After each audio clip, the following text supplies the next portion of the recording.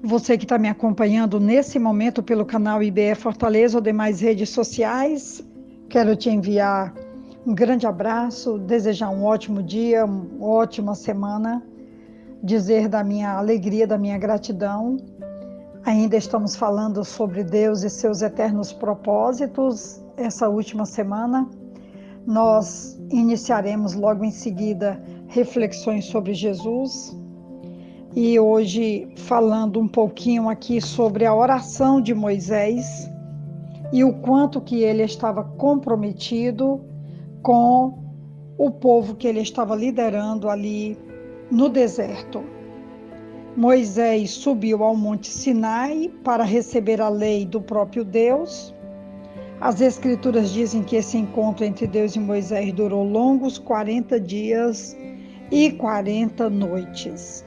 Enquanto isso, o povo que havia permanecido no deserto não conseguia suportar a ausência do seu líder por tanto tempo.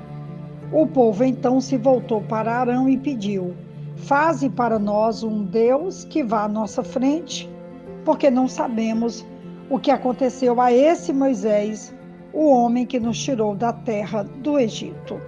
O capítulo 32 de Êxodo inicia exatamente com esse pedido do povo de que Arão fizesse alguma coisa para que a caminhada no deserto fosse agora acompanhada por esse ídolo.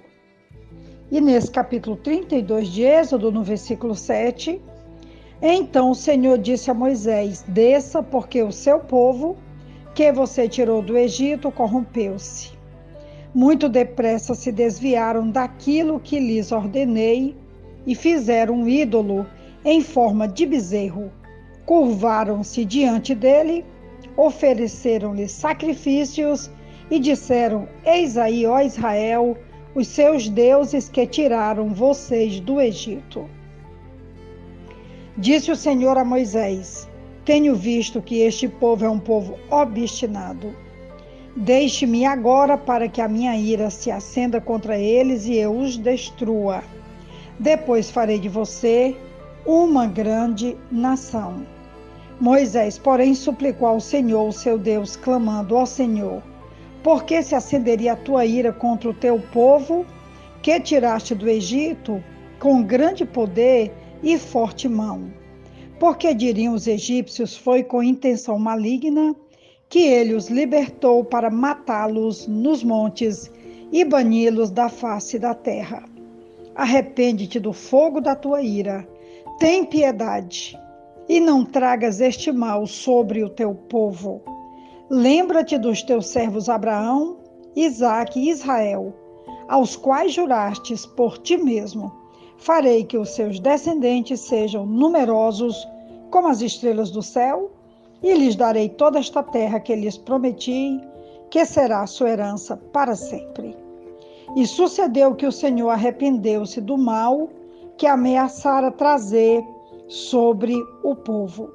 Então Moisés desceu do monte, levando nas mãos as 2 tábuas da aliança. Estavam escritas em ambos os lados, frente e verso. As tábuas tinham sido feitas por Deus.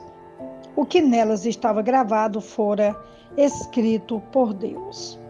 Eu li agora o texto de Êxodo, capítulo 32, do 7 até o versículo 16. Uma situação de ira, o Senhor havia se irado contra o povo, que o havia abandonado, rejeitado, e agora estavam com um ídolo em forma de bezerro para adorar e também para caminhar durante a caminhada do deserto.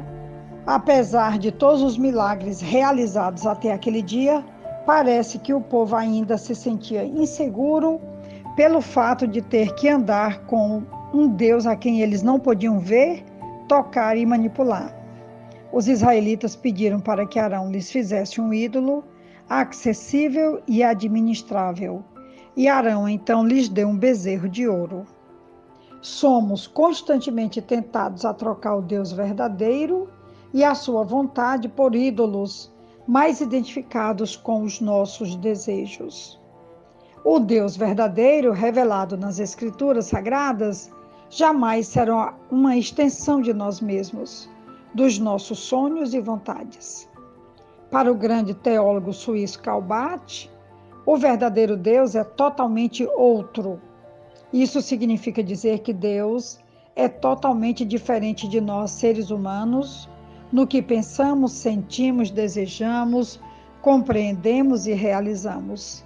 Desse modo, Deus não é um ser a ser descoberto pelos seres humanos, a fim de obter a outorga de divindade. Nós só podemos saber quem Deus é porque Ele tomou a iniciativa de se revelar. Foi exatamente isso que aconteceu com o povo hebreu. Deus se revelou de um modo como não havia se revelado a nenhum outro povo. Esta é a razão que torna chocante a idolatria de Israel. O que precisamos nos perguntar é como o povo hebreu pôde ter trocado o grande eu sou por um ídolo. Essa mesma perplexidade foi demonstrada pelo rei Davi, quando ele declarou: assim trocam sua glória pela imagem de um boi que come capim.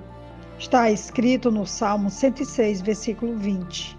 O que Davi está dizendo é que ao trocar Deus por um ídolo, não foi Deus quem saiu perdendo, mas sim o povo que abriu mão da sua glória, isto é, da sua posição privilegiada de ter conhecido o verdadeiro Deus.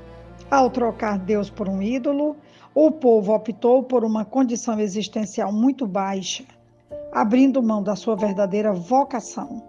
E isso nos ensina muito a respeito da grande responsabilidade que temos diante da vida, pelo fato do Evangelho de Jesus ter entrado em nossos corações.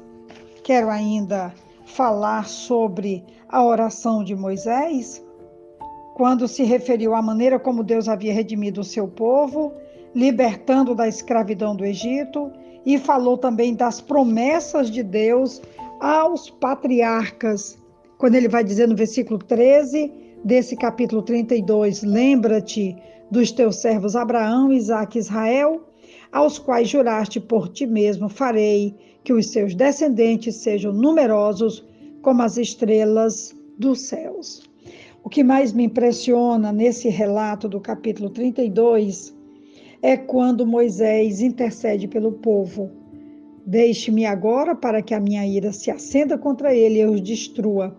Depois farei de você uma grande nação. É a proposta de Deus para Moisés. Mas Moisés suplica: ó Senhor, porque se acenderia a tua ira contra o teu povo que tiraste do Egito com grande poder e forte mão. Moisés entra para a história como um líder maduro, que entende que o povo pecou, mas que na hora do juízo, que Deus vai destruí-los, ele entra e faz a intercessão e convence a Deus a deixar o povo permanecer rumo ao deserto, rumo à terra prometida, atravessando todo o deserto, uma viagem de 40 anos, com muitos desafios, mas com um líder que conversava face a face com Deus, que intercedia pelo povo e que ouviu de Deus um sim e também uma aprovação de que ele não os destruiria. É uma palavra hoje de encorajamento para que possamos continuar orando pela nossa família, pelas nossas igrejas, pela nossa nação, pelo nosso povo, pelos nossos ministérios e não abrirmos mão jamais. Que Deus nos abençoe. Aqui quem vos fala é a pastora Betinha da Igreja Batista Esperança e eu te desejo um ótimo dia de oração e de fé para que possamos triunfar cada peleja em nome de Jesus. Amém.